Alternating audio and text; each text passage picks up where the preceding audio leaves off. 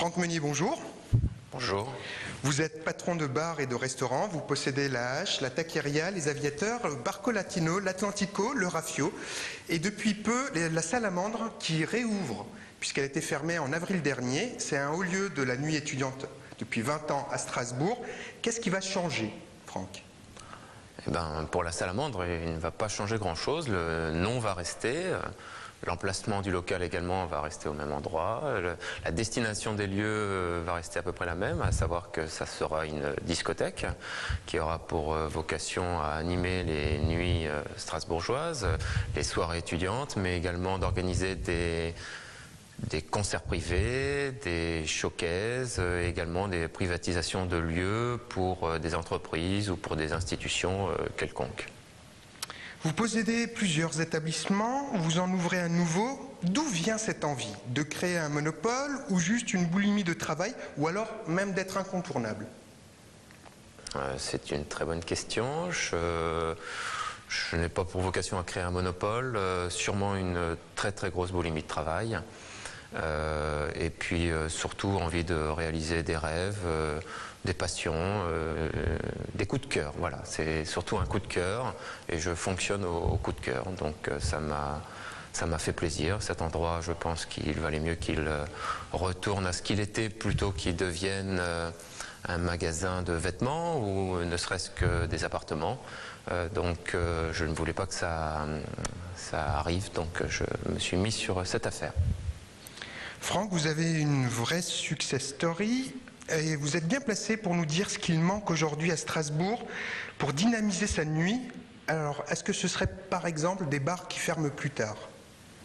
Alors pour la success story, on verra ça dans quelques années. Aujourd'hui, je pense que c'est un peu prématuré quand même de parler en ces termes.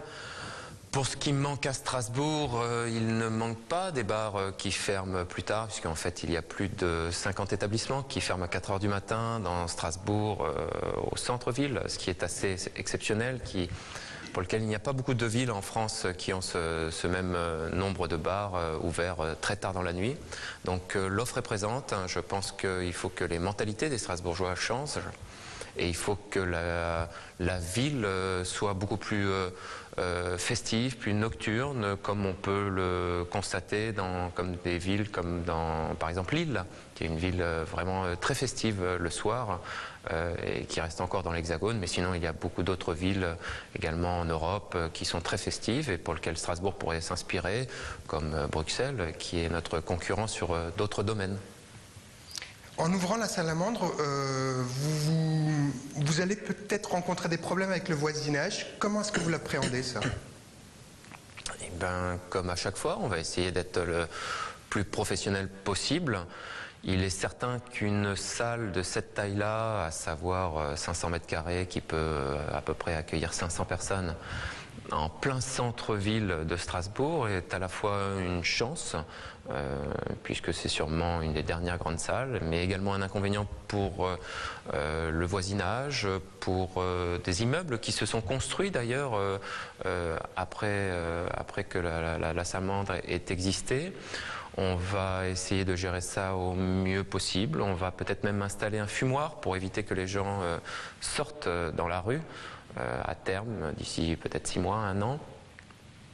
Et puis en même temps, c'est une cohabitation entre une boîte de nuit et puis également des riverains qui, quand ils habitent dans la même rue qu'une rue où il y a une discothèque, doivent être conscients également que ça peut générer des nuisances sonores.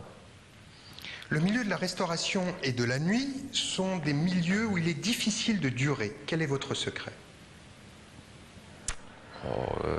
Je ne sais pas si j'ai franchement un secret, je ne sais pas non plus si je dure depuis suffisamment longtemps. Aujourd'hui, c'est la passion qui m'anime et puis également une équipe parce que certes, aujourd'hui je suis présent dans vos locaux, mais il y a tout un tas de personnes qui travaillent à mes côtés depuis des fois même de nombreuses années. Et c'est, je pense, aussi grâce à eux qu'on en est arrivé là et qu'également on arrive à perdurer dans le temps. Dernière question, dans vos fantasmes les plus fous, quel est l'établissement que vous rêveriez de posséder à Strasbourg ? fantasmes les plus fous, eh ben, figurez-vous que, je sais pas, la cathédrale. Franck Meunier, merci.